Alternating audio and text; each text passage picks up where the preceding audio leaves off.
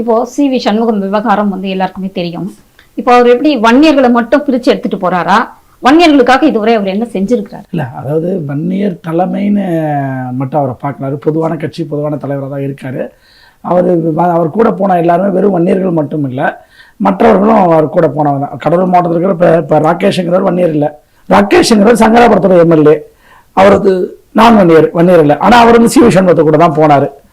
ஏன்னா அங்கே அவர் சீனியராக இருக்கிறனால அவர் சீனியர்கள் பேர் அவங்களுக்கு சீட்டு வாங்கி கொடுத்தது, எம்எல்ஏ சீட்டு வாங்கினதுக்கு உட்பட அவர் சி.வி. சண்முகம் அவர் தான் வாங்கி கொடுத்தார். அது அடிப்படையில் தான் போகிறாங்க. ஆனால் இருந்தாலும் இந்த 10% இடஒதுக்கீடு கொண்டு வரும்போது சி.வி. சண்முகம் அவருடைய முயற்சி இருந்துச்சுங்கிறது வெளிப்படையாக எல்லாருக்கும் தெரியும். அவரும் கூட முயற்சி பண்ணி இல்லாத இவங்களுக்கு வன்னியர்களுக்கு கொண்டு வாங்க, அது நம்ம கட்சிக்கு பயன்படும் அப்படின்னு சொல்லி கட்சி தலைமையிட்டு வந்து எல்லாத்தையும் பேசினதா ஒரு பேச்சு உண்டு. ஆக இதுதான் தவிர மற்றபடி அவர் தனிப்பட்ட முறையில் வன்னியர் சமூகத்துக்கு ஏதாவது செஞ்சார் அப்படின்னா அது, ஏன்னா அவர் ஒரு சமூக தலைவர் கிடையாது இல்லையா, அவர் ஒரு பொதுவான கட்சியோட தலைவராக இருக்காரு. அதனால் அந்த அடிப்படையில் தான் அவர் வேலை பார்த்துட்டு இருந்தார். அதனால் அதை நம்ம அப்படி ஒரு பார்வை பார்க்க முடியாது.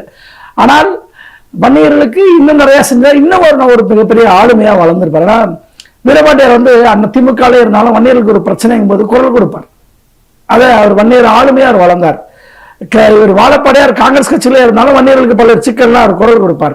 எஸ்.எஸ். ராமதாசாரி வன்னியர்களுக்கு நேரடியாக இடஒதுக்கீடு, அதாவது எல்லாருமே கேட்கலாம்.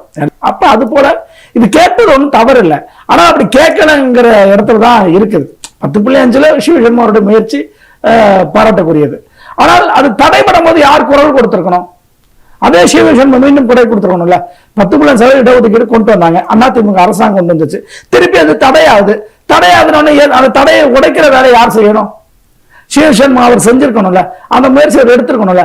அப்ப அந்த இடத்துல தான் நம்ம அவர் சமூகமா நிக்கல, பொதுவான ஆளா இருந்தாரு. ஆனால் இந்த பிரச்சனை நியாயமானது.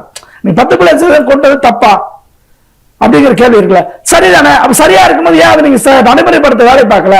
அப்ப தடை வரும்போது வழக்கை எதிர்த்து அதிமுக ஆஜராக வச்சிருக்கணும்ல இவரு, அல்லது அதிமுக ஆஜராக சி.வி. சண்முகம் ஆஜராகிட்டா கட்சியுடைய கொடி விஷயத்துக்கு, கட்சியுடைய அங்கீகாரத்துக்கு எல்லாம் போனது சி.வி. சண்முகம் தான். அவர் தான் ஆஜரானார், அவர் தான் வாதாடி அதிமுக உரிமைகளை மீட்டு வந்தார். அதனால இன்னைக்கு அவர் சொல்லுவாங்க, அப்ப கட்சியை மீட்டு கொடுத்தது அவர் தான், அப்படிப்பட்டவருக்கு இன்னைக்கு இப்படி நெருக்கடி, இப்படி சிக்கல் அப்படின்னு. அதெல்லாம் ஒரு பக்கம். அப்ப அதை செஞ்சது போல இதை நீங்க செஞ்சிருக்கணும்ல, ஏன் செய்யல அப்படிங்கிற கேள்வி இருக்குல்ல. அப்ப அந்த மாதிரியான கேள்வி கேட்கணும், நியாயமான உரிமை அடிப்படையில் நம்ம கேட்கிறோம்.